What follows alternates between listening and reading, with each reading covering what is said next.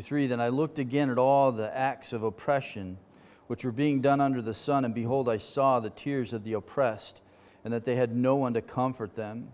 And on the side of their oppressors was power, but they had no one to comfort them.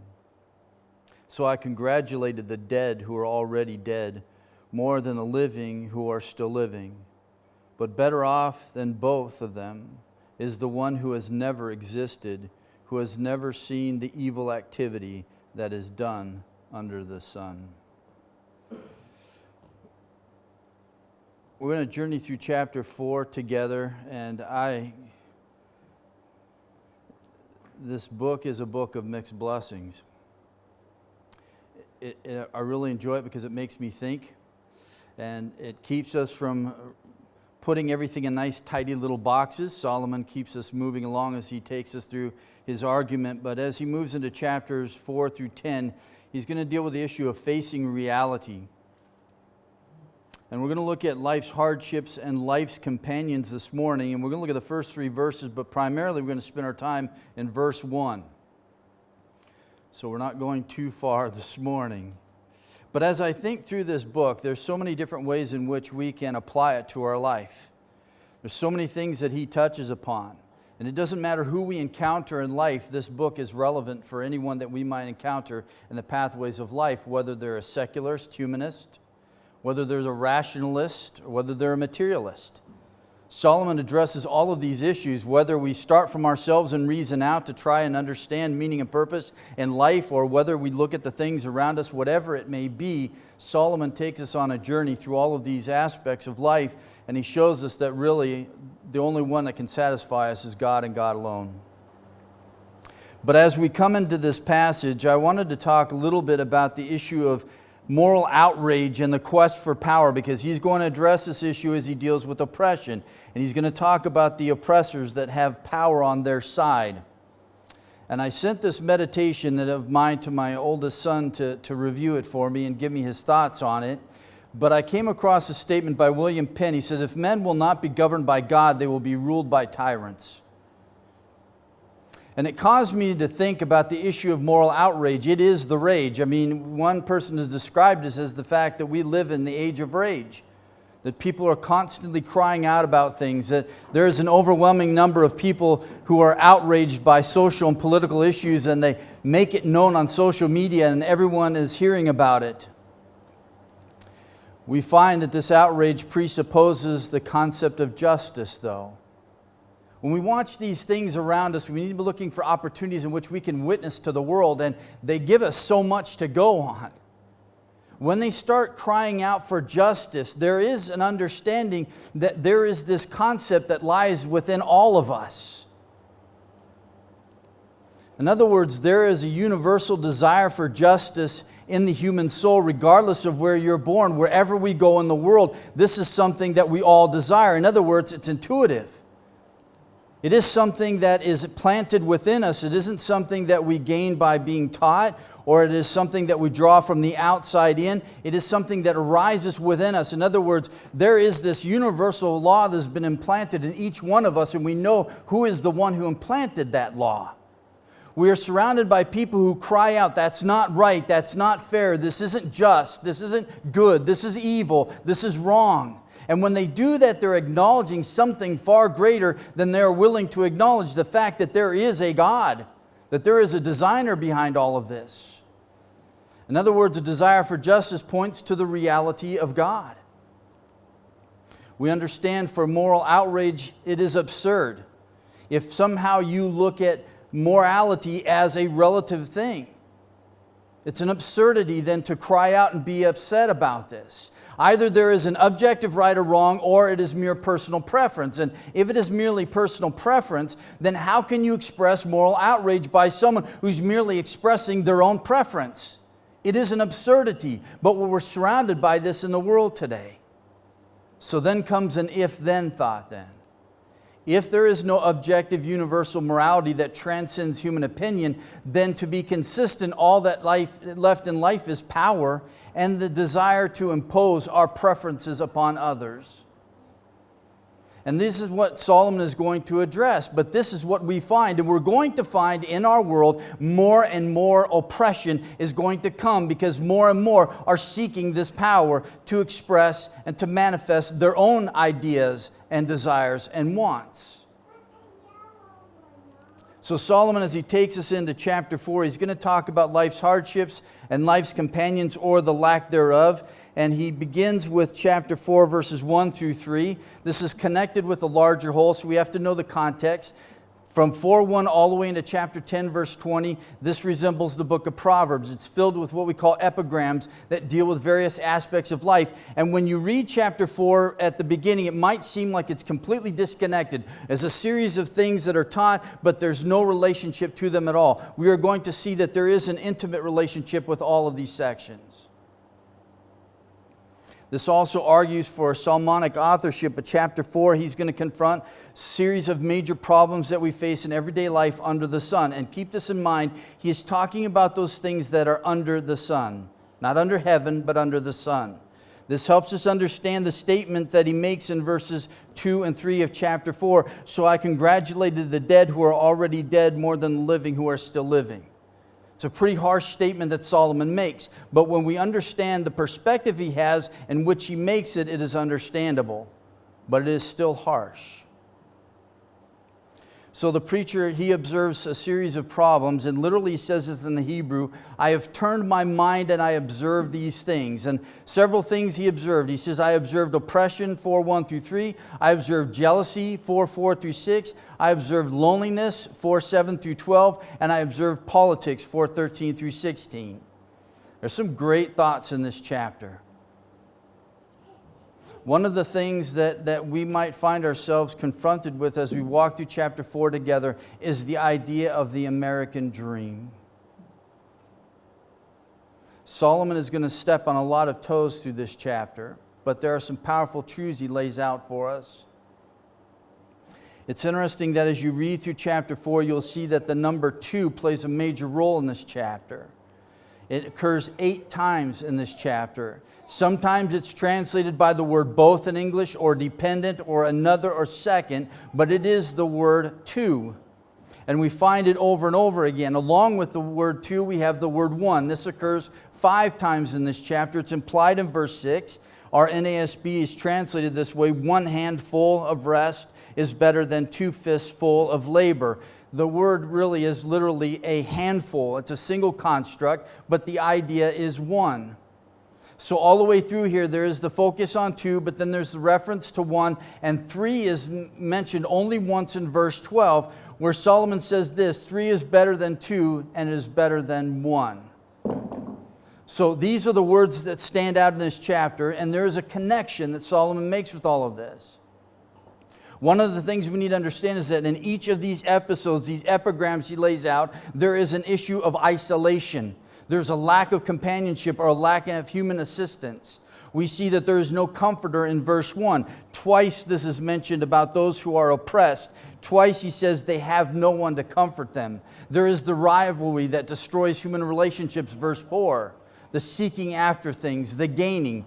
You have the man who has no one with him in verse 8. There is a certain man without dependent, having neither son nor a brother. He has nothing, no one to walk with him through life. And therefore, what is it that he gains with all the labor that he produces in his life and all the things that he seeks to achieve when he can't share it with anybody?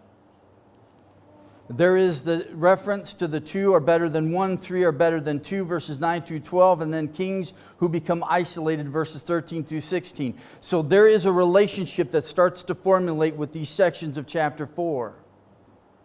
And we need to see them if we're going to understand the message that Solomon has for us.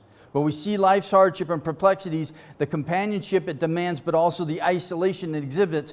Whether he talks about poverty, wealth, human hardships, the limits of wisdom, the impact of foolishness, each of them is problematic. But the preacher, along with the psalmist, is going to exhort us in the fact that God is present and we must put our faith and trust in Him. Psalms 146 verse 7 says this: the Lord executes justice for the oppressed. He gives food to the hungry, and the Lord sets the prisoners free. This is not no bail reform here. This is about redemption.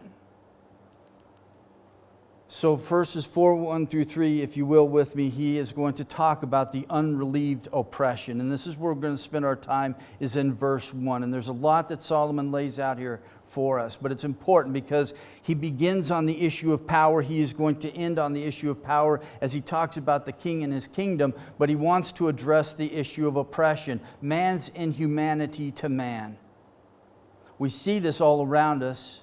We face it all the time. We see it in the cities, and it's going to come our way. If we haven't already started to experience it yet, it's going to overflow its banks in every city, and it's going to spread throughout the rest of the land if something is not done about man's sin.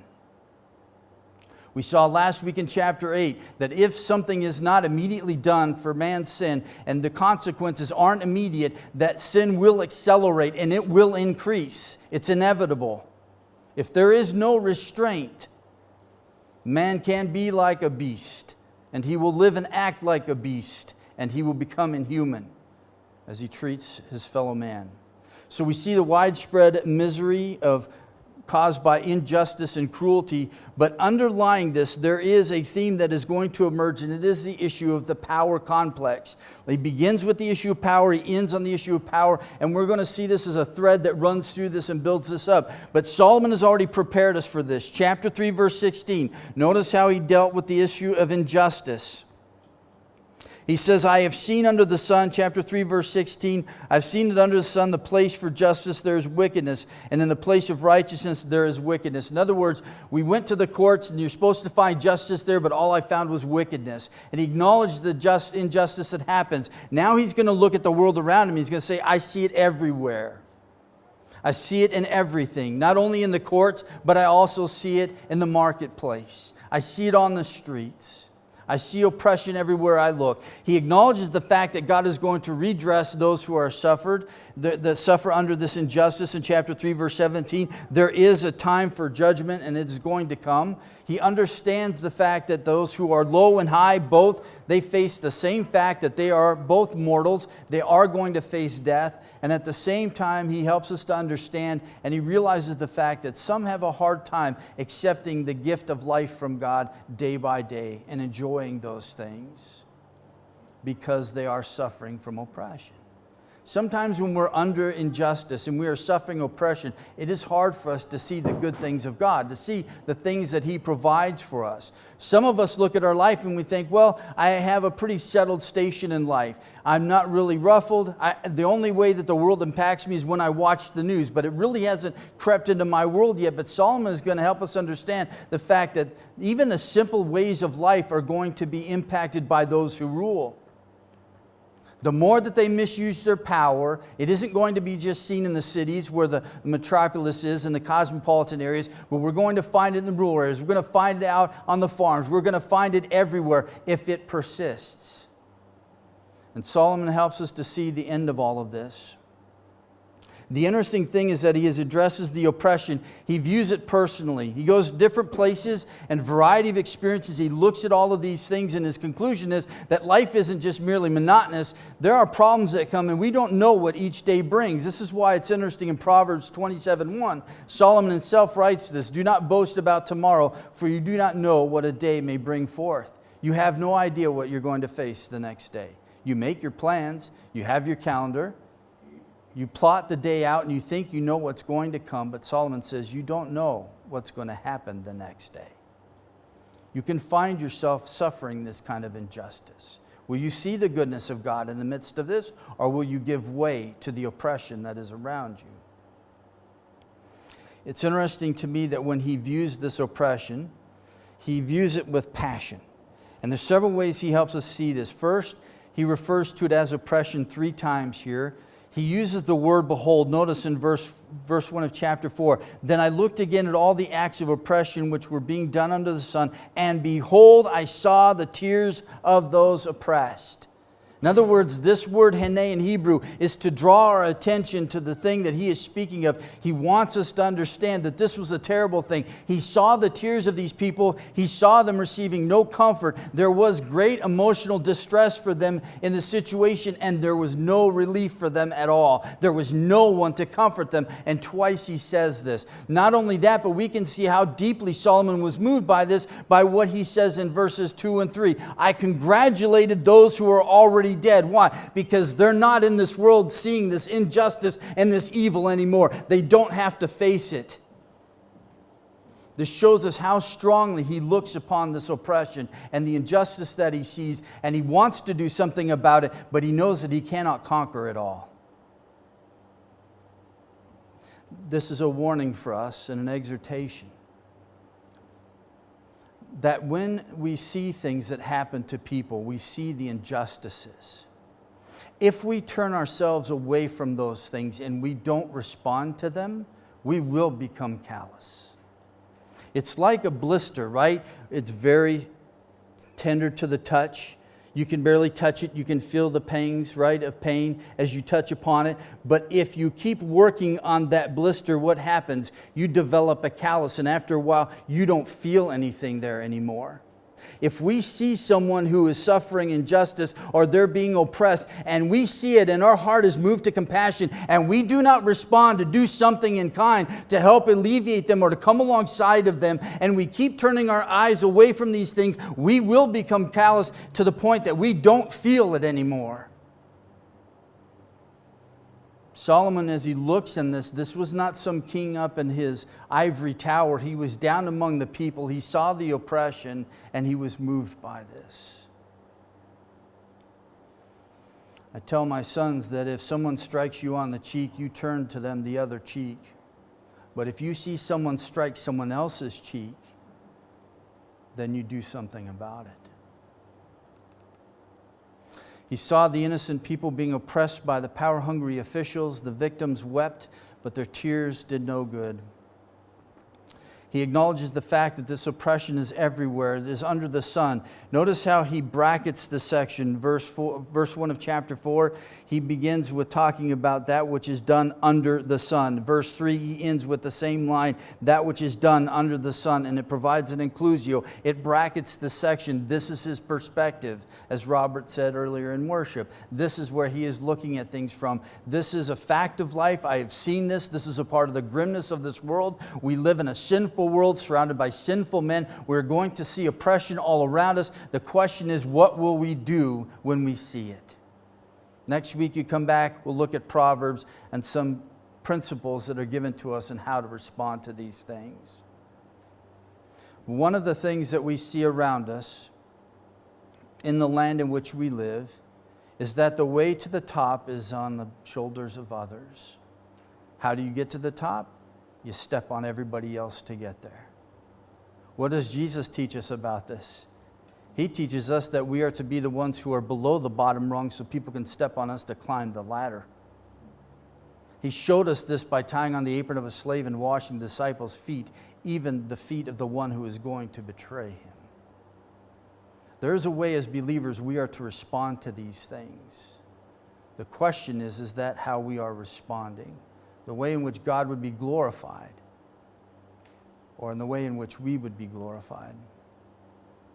The oppression Solomon acknowledges is variegated, as he states in verse 1, Then I looked again at all the acts of oppression which were being done under the sun. It's variegated. There's all different kinds. It's not only judicial, it's political. He's going to get to the issue of the kings at the end of chapter 4. There's corruption everywhere in every realm, wherever you look. I'm reminded of 1 Peter because he tells us how to deal with these kinds of situations when we deal with injustice. 1 Peter is an amazing book for me, and often those forget to look at the whole entire context of 1 Peter. When you look at the book of 1 Peter, he always picks the worst case scenario. He deals with hostile governments that are oppressive. He deals with the master who is unreasonable and perverse in regards to his relationship to his slaves. He deals with the wife and her unbelieving husband who walks in disobedience to the word of God. He takes all the worst case scenarios, and in the middle of all of that, he puts the example of Christ. What did he do? He did not revile in return. He did not speak in his defense. He entrusted himself to him who judges righteously, and he bore that injustice. So our suggestion for us as we walk through this is to spend some time looking at Scripture tells us on how we must face injustice in our own life. How do we face the oppression that we experience? The nation of Israel had an adequate judicial system. It was based on the divine law, but it was a system that can be corrupted just like everything else. This is why Moses told the officials, you need to judge honestly and fairly. The prophets, the psalmists, they cried out about social injustice. And we ought to cry out about these things, but here's the problem that I have with the church sometimes, is that they alter the gospel. Started back with Albrecht and it moved on from Harnack and into our present day. We have the social gospel, and the social gospel is not good. Because the social gospel does not proclaim a redemption of the individual and transformation of their life through conversion. What it talks about is removing all of the social evils, and that is the gospel, and that is no gospel at all. But life will be impacted when we are right with Christ and living out a Christ-like life, a selfless life. That is when we will change our neighborhoods around us. But it is about personal transformation and reformation. It is about salvation. It's not simply about equality. So when we see the social injustice, we must respond in a biblical way, and we must not distort the gospel to make it fit our surroundings. Solomon had been a wise and just king, but he could not guarantee the integrity of all the officers in his government. No doubt when he walked through the city and he went through the court system and he previewed all of this stuff and he observed all of it, he saw even his own officials were acting unjustly. They were abusing the power that they had. The reason for this, you may have the best system ever set up known to man, but you still have man, and he is corrupt from the inside out. And unless he is regenerated, he will remain corrupt and impact everything around him. Therefore, he will pollute the power he has. He will distort it, and he will abuse it. So this is what Solomon focuses on, the oppressor, the power that they have, and this is the tyranny of the oppressor. Power is a reality of life as we exist as human beings. There's always going to be authority. There's always going to be someone who rules over us. God has designed it this way. It is a restraining force within society. But when you put corrupt men in this kind of place of power and authority, they will abuse it if they are not regenerated. And Solomon acknowledges this reality, but he understands the fact that power can be checked, it can be restrained, but it also can be corrupted. But it is inseparable for our nature and state. The embittering thing about his viewing of these who are oppressed is the fact that the oppressors, he says, have power on their side, which means that the oppressed do not have power at all. They can't do anything about it. Therefore, he reveals that these people are hopeless and helpless. If they simply look at life under the sun, what answers do they have? But he takes our eyesight in chapter 5 and he's going to move it back up to heaven again. And I love how Solomon does this, right? He takes us down into the deep dirtiness of humanity and the sinfulness of it. And then he takes our eyes and he casts them towards heaven and says, that's where the real answers lie. That is where meaning and purpose comes from. And then he takes us down into life again and all the miriness of sinfulness and the oppression and injustice. And then he takes our eyes and he moves them back towards heaven again and says, this is where we find meaning and purpose and answers to the dilemmas of our life. You will not find it among yourselves. You will only find it in God. He is the answer. He reflects on the hopelessness of them and he says twice that they have no one to comfort them. Pain is one thing, but wrong is another, and it's much more bitter when that wrong is injustice. I had a brother come to me one time and he was talking about 1 Peter and he said, I'm experiencing this in my life. And I said, you know what? If it's something that you do not deserve, right? If it is unjust and you don't deserve this, then entrust yourself to God and he will iron it out. He will bring redress. He will bring recompense. May not in this lifetime, but he will in the end. He will judge both the righteous and the wicked, and he will set everything right. But I said, if your situation, however, is a consequence of what you did, then this is just. And you're receiving the consequences of your action, and you must repent to God and deal with this. So be sure that we understand the difference between that which is unjust and that which is just. He says the oppression enslaves both of them. And I was thinking about this. This is interesting to me. Both groups are confined to a life of misery. There is no comfort for either one of them. We can easily see this with the oppressed, right? They're characterized by tears. They lack comfort. Twice he says this. But the surprising thing is that if you think about this and as you walk through this passage, we see the same thing for those who are characterized by power. They have no one to turn to, no one to trust. Why? Because they've walked all over everybody else. When you step on everyone to get to the top, when you look back, you have no one you can depend on. You have no one you can trust. Why? Because you have used and abused everyone to get to where you are. You can't even trust people in your own camp. We see this in politics. We see it in the government, and it trickles all the way down into the rest of society. They live on an island, and someone will finally come along who has more power than they will knock them off the king of their hill. But they have no one to turn to. It's easy to see the bankruptcy of the poor, but we're reminded in Revelation 3:17 the bankruptcy of those who are in power and think that they have no need. Revelation 3:17 says this, you say I am rich and have become wealthy and have need of nothing, and you do not know that you are wretched, miserable, poor, blind, and naked. You have nothing. And this is God's indictment upon them. Thus we can see man for who he is. He claims to be one thing, but we know he is something other than. So Solomon brings us to verses 2 and 3, and we end with this. The oppression makes death and non-existence look better than life. But this is only so if you're looking at life under the sun. We've all uttered such statements at points in our life when things were very miserable. I wish I was never born. I wish so-and-so didn't have to live to see this. In other words, we're wishing their death so they don't have to see the evilness that exists in the world. Solomon says this is the conclusion that we will come to when we see things only from under the sun, but when we see that there is something beyond the sun, over the sun, and in heaven, now we have hope. Now we have hope. Brothers and sisters, we have hope, do we not? Because we don't solely live life under the sun. We live under heaven, and we know who resides there. Rob, would you close in a word of prayer, brother?